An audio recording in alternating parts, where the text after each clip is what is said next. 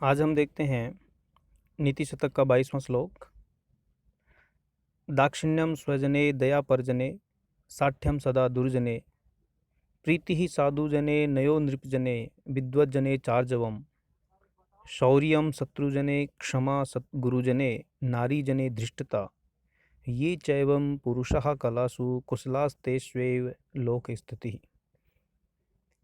इस श्लोक में जो विविध कलाओं में निपुण व्यक्ति हैं उनकी लोक में स्थिति कैसी होती है, यानी समाज और लोक में, जगत में उनका क्या अस्तित्व रहता है, कैसा उनका व्यवहार होता है, कैसी उनकी प्रसिद्धि होती है और कैसा उनका व्यवहार रहता है, इसका इसमें विधिवत वर्णन किया हुआ है भर्तृहरि द्वारा। अन्वय होगा इसका। स्वजने दाक्षिण्यम परजने दया दुर्जने सदा साठ्यम साधुजने प्रीति नृपजने नयः विद्वज्जने च आर्जवम् शत्रुजने शौर्यम गुरुजने क्षमा धृष्टता नारीजने ये च पुरुषः। चैवम का संधि विच्छेद होगा, च प्लस एवं, तो ये च पुरुषः एवं कलासु कुशलः सन्ति तेषु एव लोक स्थितिः अस्ति। और अर्थ है इसका, जो लोग, यानी इसमें गुण दिए हुए हैं कि किसके प्रति कैसा व्यवहार होना चाहिए, किस व्यक्ति या वर्ग के प्रति किसका कैसा व्यवहार होना चाहिए, और अगर उन कलाओं में व्यक्ति वैसा व्यवहार करता है तो उसकी क्या स्थिति होती है।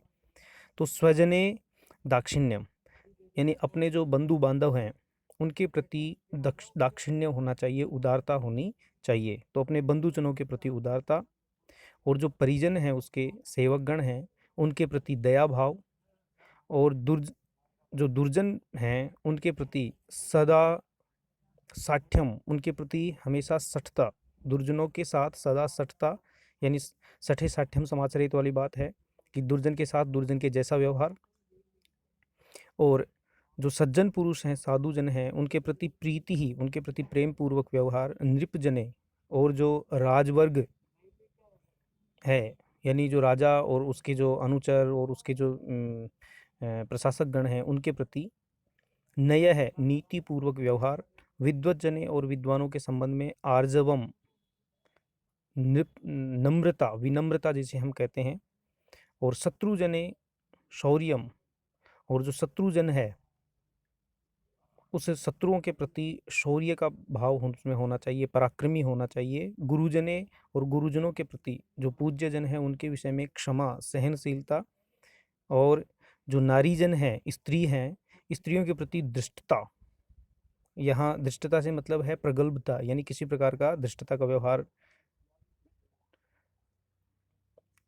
ये च पुरुषः, ऐसे जो पुरुष हैं, यानी इन गुणों से युक्त जो पुरुष है, यानी स्वजन के प्रति कैसा व्यवहार हो, दुर्जन के प्रति कैसा हो, सठ दुर्जन के प्रति कैसा हो, शत्रुजन के प्रति कैसा हो, गुरुजन के प्रति, और इन व्यवहारों से जो पूर्ण है, जो परिपूर्ण है, निपुण जो व्यक्ति है, वो उसकी लोक कलाओं में निपुणता होती है, और ऐसे लोगों की लोक में स्थिति ही है। आगे है जाड्यम धियो हरति, हरित है इसमें, देखिए हरित नहीं है, हरति। तो जाड्यम धियो हरति सिंचति वाचि सत्यम मानोन्नतिम दिशति पापम अपाकरोति चेतः चेतः प्रसादयति दिक्षु तनोति कीर्तिम सत्संगति कथय किम न करोति पुंसा। अब इस 23वें श्लोक से सत्संगति के विषय में भर्तृहरि बता रहे हैं कि सज्जनों की जो संगति है उसके क्या क्या पॉजिटिव पहलू हैं, क्या क्या उसके फायदे हैं। अगर सज्जनों की हम संगति करते हैं तो उससे हमें क्या क्या प्राप्त होता है, क्या क्या फायदे हैं, ये इसमें बताया हुआ है। तो सत्संगति का महत्व इसमें वर्णित है। अन्वय है इसका, धिय है जाड्यम हरति, जाड्यम धियो हरति का संधि विच्छेद होगा, धिय है, अन्वय होगा धिय है जाड्यम हरति, अर्थात बुद्धि की जो जड़ता है, जो मूर्खता है, उसको हरण करती है। तो सत्संगति ही, जो सत्संगति है यानी जो सज्जनों की संगति है, वो बुद्धि की जड़ता, जो मूढ़ता है, उसको हरती है, उसको दूर करती है। वाची सत्यम सिंचती, और वाणी में सत्य का संचार करती है, यानी सच बोलना सिखाती है। यानी जो सज्जनों की संगति करेगा वो सत्य का भाषण करेगा, सत्य बोलेगा।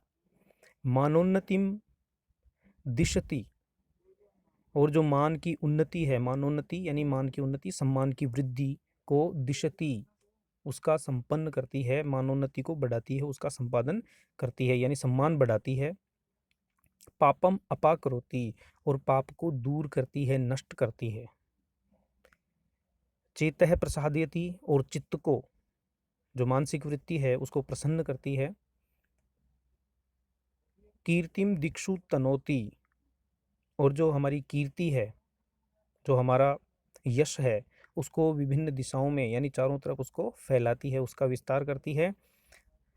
कथय किम न करोति, सत्संगति पुंसाम किम न करोति, अर्थात बताइए कि हे मनुष्यों बताओ, सत्संगति ही यानी सज्जनों की संगति, सज्जन पुरुषों का संग, पुरुष पुंसाम पुरुषों का, किम न करोति क्या क्या नहीं करता, अर्थात सब कुछ करता है। अर्थात सत्संगति से मनुष्य को ये लाभ होते हैं केवल। जयन्ति ते सुकृतिनो रस सिद्धः कवीश्वरः नास्ति येषां यशः काये जरा मरणजम भयम। तो इस श्लोक में भर्तृहरि ने जो कवीश्वर हैं, उन कवीश्वरों के जो श्रेष्ठ महाकवि हैं, उनके यश का वर्णन करते हुए कह रहे हैं भर्तृहरि कि ते सुकृतिन है रस सिद्धः कवीश्वरः जयंती। ते यानी वे, सुकृतिन है यानी पुण्यवान, रस सिद्धः जिन्हें विभिन्न प्रकार के जो काव्य रस हैं, हास्य श्रृंगार आदि, तो विभिन्न प्रकार के जो काव्य रस हैं उनमें जो सिद्ध हैं, कवीश्वरः और जो श्रेष्ठ महाकविगण हैं, जयंती वे सर्वश्रेष्ठ हैं, उनकी विजय ही होती है। येषाम यशः काये जरा मरणजम भयम नास्ति, येषाम यानी जिन महाकवियों के, यशः काये शरीर रूपी जो यश है, यानी यश रूपी जो उनका शरीर है, येषाम यशः काये यानी जिन महाकवियों के यश रूपी शरीर में जरा मरणजम, जरा और मृत्यु से उत्पन्न होने वाला भय नहीं होता है। यानी ऐसे महाकवियों को मृत्यु और वृद्धावस्था का भी कोई भय नहीं होता है।